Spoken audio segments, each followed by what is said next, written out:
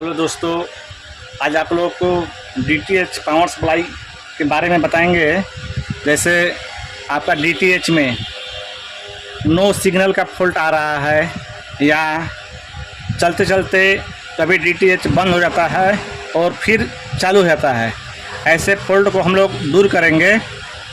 तो मैं आप लोग को बता देता हूँ कि ये जो डीटीएच है, तो डीटीएच पावर सप्लाई जब 220 वोल्ट हम जब पावर देते हैं, तो इस डीटीएच पावर सप्लाई में जो आउटपुट वोल्टेज जो बनते हैं, तो ये जो आपको दिख रहे हैं, इसमें 3.3 वोल्ट, 12 वोल्ट, 24 वोल्ट और 5 वोल्ट ये जो सप्लाई जो आती है, तो हमारा डीटीएच सही चलता है। अगर इसमें कोई भी वोल्टेज अगर कम हुआ तो हमारा डीटीएच में फॉल्ट आना शुरू हो जाता है।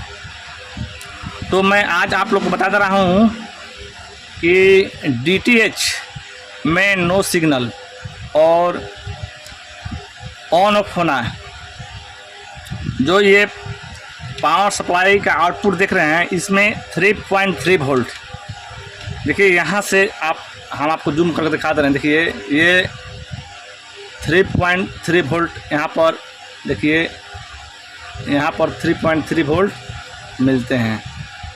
इस 3.3 वोल्ट अगर आपका डीटीएच पावर सप्लाई में कम हो जाए, तो आपका जो डीटीएच में सिग्नल आते हैं वो बहुत ही कम आएंगे और आपको डीटीएच का सिग्नल, नो सिग्नल, कभी कभी ज़्यादा सिग्नल बढ़ जाना, फिर धीरे धीरे कम हो जाना, ऐसे फॉल्ट आपको देखने को मिलेंगे। तो आप इस सप्लाई को आप कंडेंसर इसमें लगा हुआ फिल्टर, इसको चेंज कर दें तो सही हो जाएगा। और अगर डीटीएच पावर सप्लाई का आउटपुट वोल्टेज 3.3 ये अगर बहुत ही कम हो जाए, तो इनका एम्पियर जो होता है बहुत कम हो जाता है, कमज़ोर हो जाता है। तो ये पुनः चालू तो होता है, लेकिन अपने ये शक्ति इसमें नहीं रहता है, तो इसका एम्पियर बहुत कम हो जाता है, तो ये डीटीएच ऑन ऑफ होने लगता है। तो इसको हम 3.3 वोल्ट इसको सही कर देंगे कंडेंसर थ्रू बदल कर, तो भी ये हमारा डीटीएच ऑन ऑफ होना बंद हो जाएगा। चाहें तो आप देखिए, इधर से आपको दिखा दे रहे हैं कि देखिए ये है इसका 3.3 वाला पिन। देखिए ये यहाँ से जाती है, इस डायोड से होकर ये आउट निकलती है। यहाँ पर आपको